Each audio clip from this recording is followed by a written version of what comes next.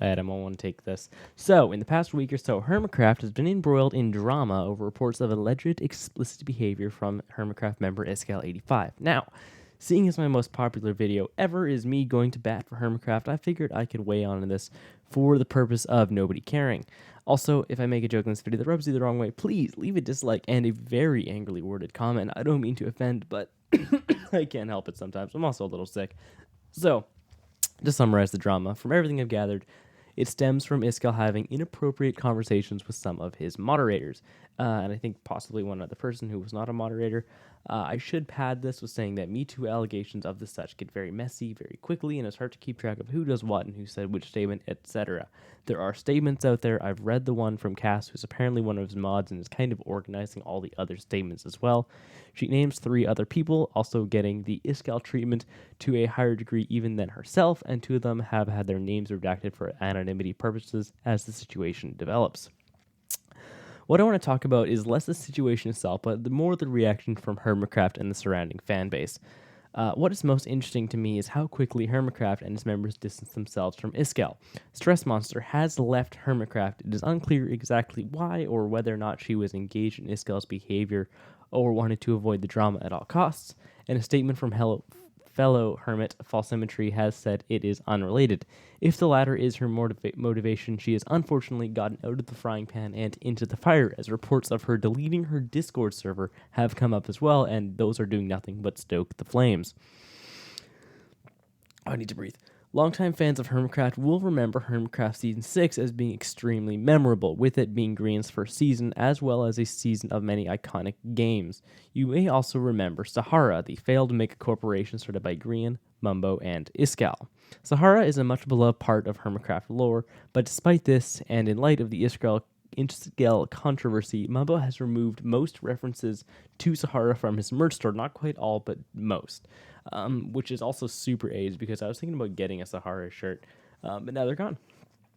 In fact, Sahara has been a significant part of Mumbo's advertising for his merch this year, though he has not removed the Sahara ad from his second channel. I don't know if he's cut it out of his videos featuring that ad as well.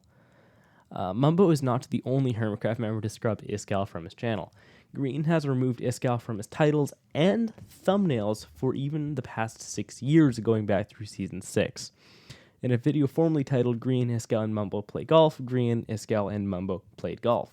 Now the video is called Green and Mumbo Play Golf, but the Swede in shorts is nonetheless there playing with them. Mumbo has allegedly removed parts of either Season 6 or 7. I saw one video from Season 6 that he'd privated, but I cannot attest to any more. Impulse and new Hermitcraft member Skizzleman have removed their interview with Iskall from their podcast. That episode was released around September 6th, I think. And 6 days ago, they uploaded their most recent episode prior to the date of recording. But their playlist on all of their episodes on YouTube was updated 2 days ago to remove episode 109, which is the interview with Iskall, bringing their total of episodes back to 119. So they're back behind 120. Kind of pain.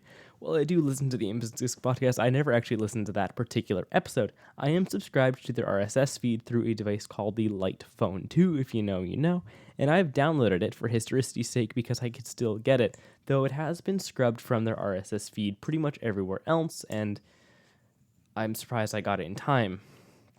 Another way to address the controversy is to face it head on, and that is with the official Hermitcraft Twitter. Sorry, I cannot call Twitter X. I just think it's the stupidest name. That is what the Hermitcraft Twitter has done. The statement they put out has been retweeted many times, including by other Hermitcraft members, and they have said they asked Iskall for a comment, and instead of reply, he pled the fifth and literally left the server. Like the Discord, I assume Hermitcraft in general, he's gone. They have removed him from the banner, they've removed him from references, the member list. Excuse me. It's kind of wild considering he's been on that server for years at this point, the better part, if not a decade. Now, I don't know what Vault Hunters will become, as he literally makes it and runs it, so maybe it's just over. Like Hermitcraft, Vault Hunters has a lot of clout, but is in much, much closer proximity to Iskall. Mumbo Jumbo has, in a tweet, confirmed that all parties involved were not minors. Unfortunately, while that is hopefully true, these internet dramas, as we've seen with other streamers and YouTubers. People say they're not minors, and the truth comes out a little bit later. In the world of Twitch moderating, minors somehow get involved, and unfortunately oftentimes get hurt. Hopefully this is not one of those situations. Now, obviously, hermitcraft and all of his content creators have built their brands on being appropriate for all ages. And like a lot of other Minecraft content, with exceptions, it's family friendly. It is no surprise that they're doing damage control. Just 3 things happened right there. Damage control. They are distancing themselves from an alleged sex offender, and obviously that's not great for PR.